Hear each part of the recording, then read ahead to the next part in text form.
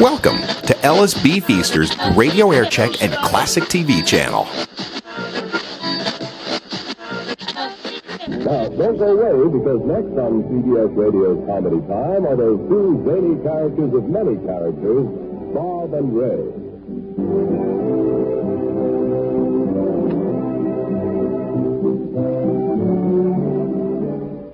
And now, Bob Elliott and Ray Goulding present the CBS Radio Network. Hi, everybody, and very happy Thanksgiving to you all. I think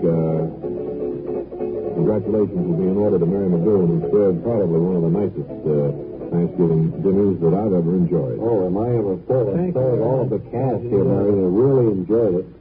You've been busy for days, I know, baking pies and about all the pie, the pumpkin pie and the mince pie and the apple pie.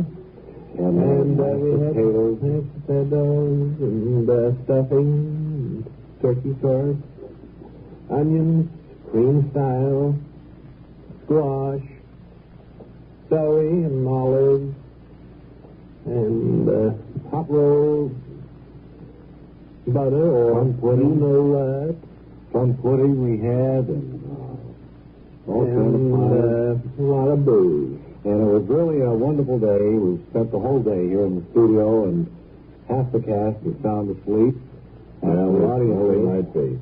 And I think right here, Bob, it'd be a nice time, maybe you and myself, to take an inventory of all the things we've got to be thankful for today. One thing is that we didn't get a driving ticket coming in. I was delighted at that.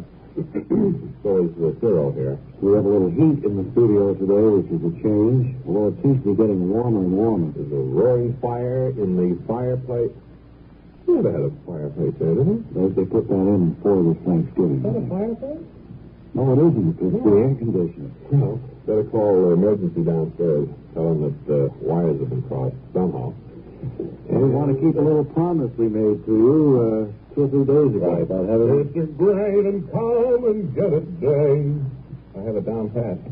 Well, If let's you have the have it. musicians play for me, Bob, I'd be delighted to. All right. Well, the only day I want to sing it. We can combine the two things. Ray has promised to do Great Come and Get It Day, and we've promised some rock and roll music. So we have a group called the Pinocchles here, and they're going to give you the... Bob, I think we ought to explain how they came by this name. They had gone through their deck of cards, and they realized that the aces had been used, and the jacks, and the clubs, and the diamonds, and all. Yeah. So the only thing left was the pinochle deck. So they decided to call themselves the Pinocchles. Well, we still could have the canasters sometime, I guess. I think they're on the road, Bob. They're playing now. Well, here they are anyway to back you up, Ray, in great... Back me up? No. Only with orchestral accompaniment. Oh, well, then we'll have to put that on. That'll be another promise. Well, I'm afraid you'll never hear me sing it in that case. But here anyway are the Pinocchles with their latest hit record.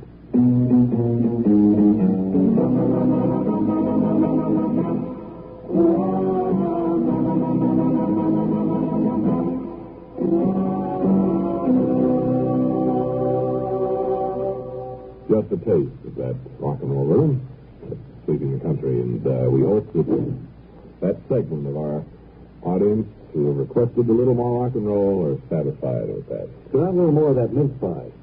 You know it, Dad. Help yourself. Okay.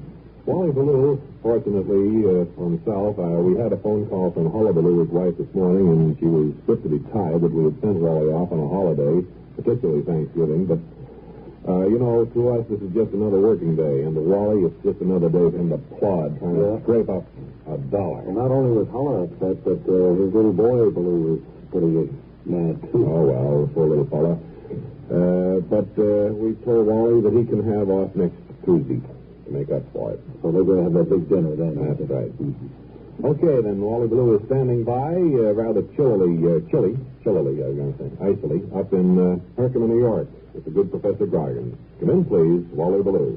Herkimer, New York. This is Radio's Wally Ballou speaking from the launching site of Professor Grogan's moon rocket, which you've heard so much about via this program, and which, within the next few minutes, will be taking off on the Professor's first serious attempt to reach the moon. It's cold here. Chilly is probably the best word for it. There are a few birds still staying in the environs that do to take off for the Phelps. I believe they just did leave for the Phelps while I was speaking there. And, Professor, you're all set now, are you, to take off as promised for the moon? Yes. Yes. I think, Wally, that there are several things that I should like to list here for your listeners, some changes that I've made in my plans. I have been, my imagination has been just tickled by what's been going on down at Wallops Island, Virginia, where they're sending up these sodium clouds. Yes, yes. Well, you have no idea how that tickled my risibilities. So I went back into my library and took out some books to see what I could do along that line on my way to the moon. In other words, so people could see you as you blazed the trail through the skies toward the moon. Right? Well, what they were doing at Wallops Island, for those of you who haven't noticed, they've been sending up a sort of a bomb, a sodium bomb that would explode about 150 miles up. In this way, they had hoped to determine, which way the wind was blowing. Uh-huh. Well, now, how have you managed to come close to that feat? Have you got a... What I want to do on the way to the moon is to take time out on my trip at about maybe that height or less, and to release a powdered mashed potato. Well, now, what can you possibly expect to achieve by doing this? What I think we'll do, if I drop this powdered mashed potato into, say, a cloud filled with water or snow, then the prevailing winds will whip this up into a huge cloud. Picture this, if you will. A huge cloud of fluffy mashed potatoes over the entire eastern part of the United States. Much of the matter of heavy snowfall. Well, I don't know if it ever really fall. Maybe just kind of float around up there forever. Hang around, have kind of mashed potato clouds. Could blow over to Europe eventually with the prevailing winds and the rotation of the Earth being considered. Well, of course, that's all technical. Small little hard cider? No, thanks, Professor. We've got a lot to do here, and I'd prefer to keep right to business.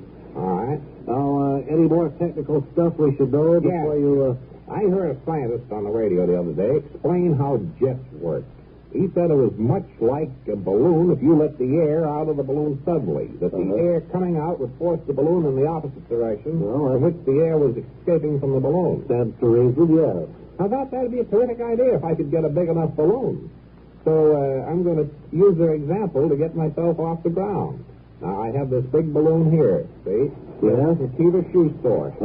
Better do a little advertising on the way. Yes, they have a lovely... Shall we say goodbye to you now, or will we be seeing you again?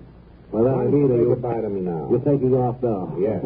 All right. Well, goodbye, Professor. Bye, Wally. Hope you make the trip successfully, and we'll be watching for your mashed potato cloud there. Now Well, the balloon is...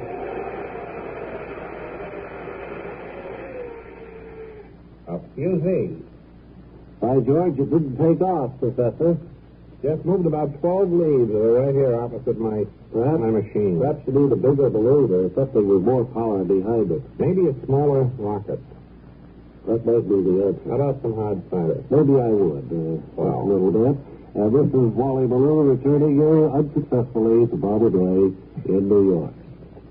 Well, you returned it quite successfully. Turned out, Wally, and thank you again for that. Just one frustration after another with poor Groggins. Well, I think that's the story of science. I really do. Now then, we have this word from a dear subscriber. Bonjour, I am Jacques Leroy, expert on the stereophonic phonograph. I will now clear up this whole subject. S'il vous plaît, listen to ordinary stereo. A deer crossing the street. Eh bien, now on Columbia Stereo 1.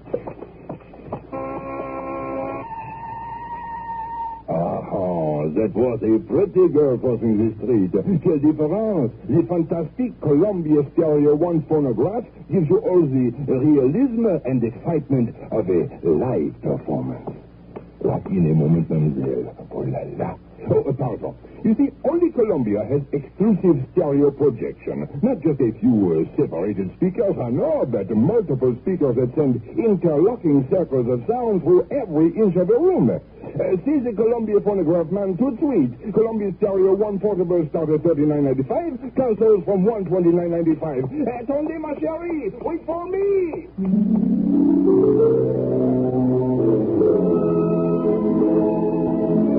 And now, as a sustaining feature of the Bob and Ray Show, we bring you another episode of One Fellow's Family. Today's episode, entitled Everyone's Home for Thanksgiving, is taken from book VMCLI, Chapter I-X, page 114. It's Thanksgiving Day as we look in on Mother and Father. They're standing in the kitchen preparing the huge Thanksgiving dinner. Good. Sandy, you've gone to a great deal of work in getting this meal ready. Huh? I say you've gone to a great deal of trouble to get a delicious dinner ready. Well, I'm so excited at the thought of all the children coming home for Thanksgiving. We heard for most of them last week.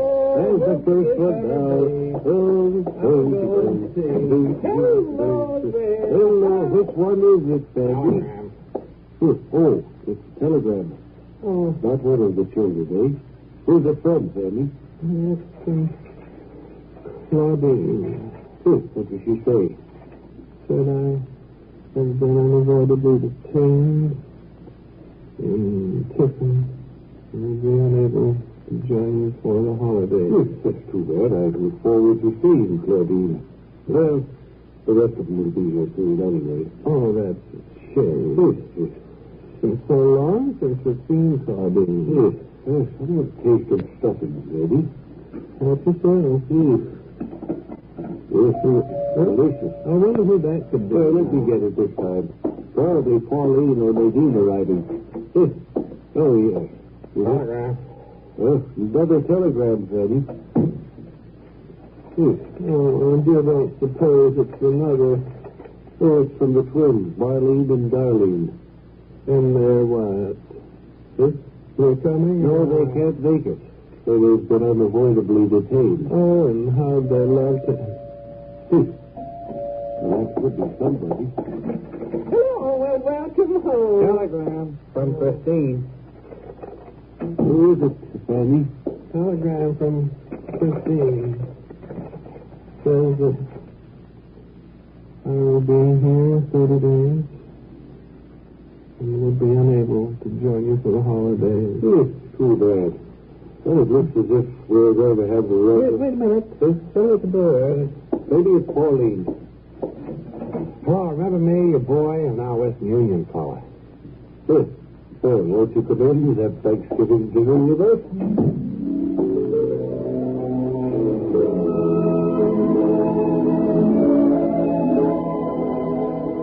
You have been listening to One Fellow's Family, a sustaining feature of the Bob and Ray Show. Today's episode, entitled Everyone's Home for Thanksgiving, was taken from book VMCLI, Chapter I-X, page 114. One Fellow's Family is written and produced by T. Wilson Messy. This is a Messy production. Good. Well, look, we're just about to the end of our rope for today, and our annual Thanksgiving program is coming to an end. There's a little bit more, though, and we'll have an unusual sound for you in just 10 seconds.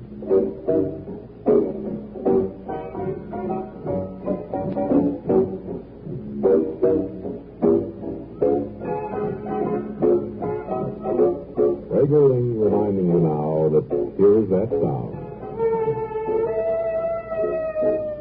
Good. And look, another thing. If we've hurt anybody today, we're sorry about it, boss. Please. And until tomorrow, this is Bob Elliott, reminding you to write if you get word. And hang by your thumbs, too, please. Yours truly, Johnny Dollar, Nielsen and Nielsen, Sunday on the CBS Radio Network.